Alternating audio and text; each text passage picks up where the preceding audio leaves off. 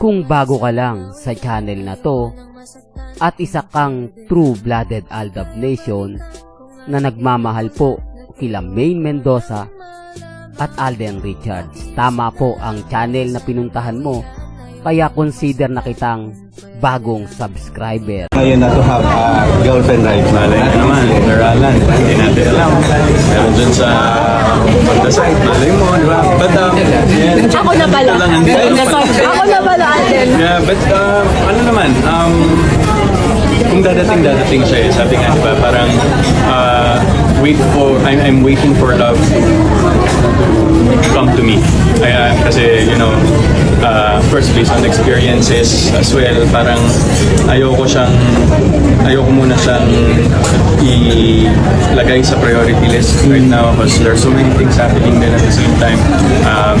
Gusto ko munang solidify lahat yun, at least ma-sustain ko muna lahat ng yan before diving into things like that, which is a different commitment naman. So eventually, Welcome back, mga kaaldab. Ito na naman po ang inyong lingkod, si Mr. Destiny. At syempre, panibagong update na naman po tayo. Panibagong mga kaganapan po kina Alden at syempre kay Mrs. Ponkerson. Marami na naman sigurado magre-react dito. Naku, throwback video na naman ang pinakita ni Mr. Destiny. Nakakaumay naman. Wala siguro kasing bago. Kaya ganyan lagi yung ina-update niya, pinapakita niya, tapos pakikiligin yung mga Aldab, kung ano-ano na naman mga kalokohan ng pinaggagawa ni Mr. Destiny. Alam ko naman mga Aldab na ganito yung pambasag nila sa akin, ganito yung laging ibinabato sa akin, pero okay lang. Hindi po ba masarap panoorin yung mga totoong naganap, totoong nangyari kaysa sa mga invento lang at ini-edit lang at pang kung ano-ano yung mga pinagagawa nila na syempre pinaniniwalaan ng ibang fans. Akala kasi nila totoo, pero hindi po nila alam, in-edit lang po nila yon. Hindi po ba? Hindi, real talk mga kaaldab. Kaya nga po single lagi si Alden Richards. Kaya nga po laging kumbaga ganito yung mga interview niya. Sa interview, pinapatunayan ko lang po sa inyo na yung priority ngayon ni Alden o hindi niya po priority yung love life. Taliwas sa mga pinapakalat po nila. Taliwas sa mga sinasabi nila na ito na raw po. Dumating na raw po yung panahon na si Alden Richards lalagay na sa tahimik. Dumating na yung panahon na kumbaga magkakaroon na ng asawa, etc. Alam nyo naman po mga kaaldab na yun ay puro haka-haka lang. Lahat po yun sinabi o hindi po sinabi ni Alden. Paano magkakaroon o paano magiging priority ni Alden? May asawan at anak na po siya. Hindi po ba mga kaaldab?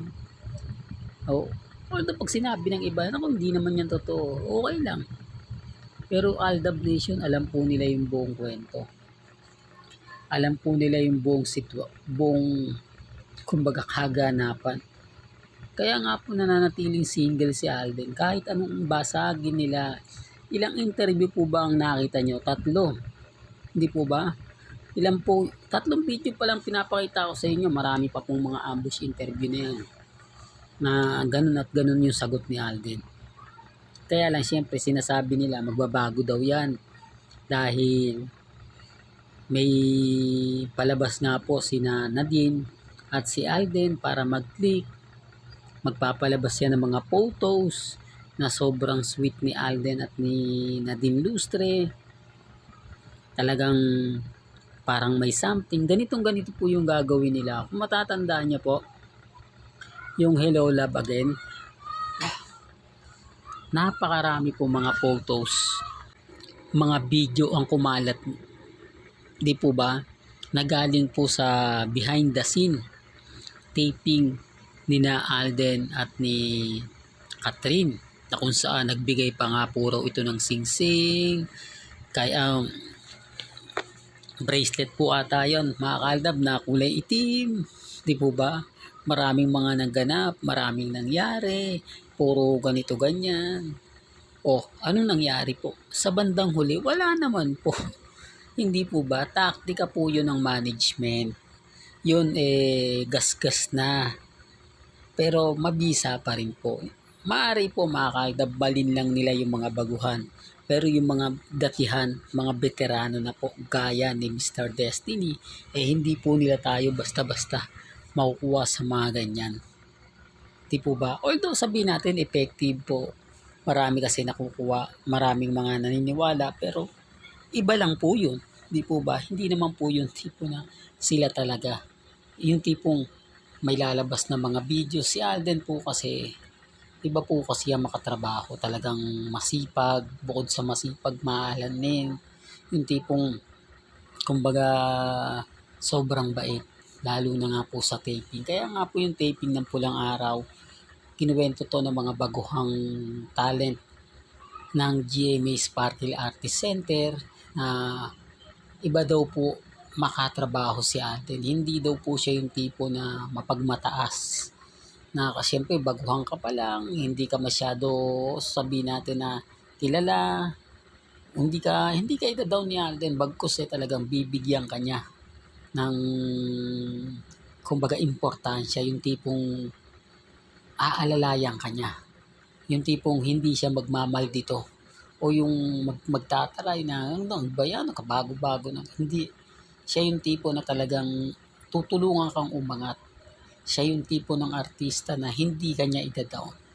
Di po ba? Kaya nga sabi ko sa inyo, yung issue na ganyan, kapag may mga sequence na si Nadine Lustre na ganito ganyan, tapos makukuha nila ng behind the scene, tapos i-upload, magkakaroon na po ng issue yun. Di po ba? Papayagan din naman ng management yun dahil siyempre, kumbaga points din po yun Yung tipong makakakuha ka ng atensyon sa mga fans, di po ba? Na talagang kikiligin yung mga makakakita, makakapanood. Di po ba? Sinasabi ko lang po ito mga kalda para handa kayo. Sinasabi ko lang po ito para malinaw po, lalo na po sa mga basher ni Mr. Destiny, para pag pumunta po kayo, alam nyo na, di po ba?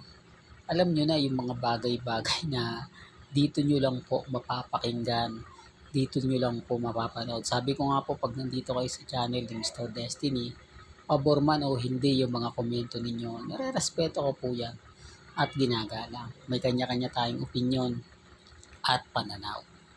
Well, hanggang dito na lang po ang ating latest updates. Kaya kung gusto nyo po ng pinaka-latest at sariwang update, abay tumutok lang po kayo dito po sa channel ni Mr. Destiny para updated ka sa mga bago na i-upload po natin maya-maya lang. Hanggang sa muli, salamat po sa panonood at pakikinig.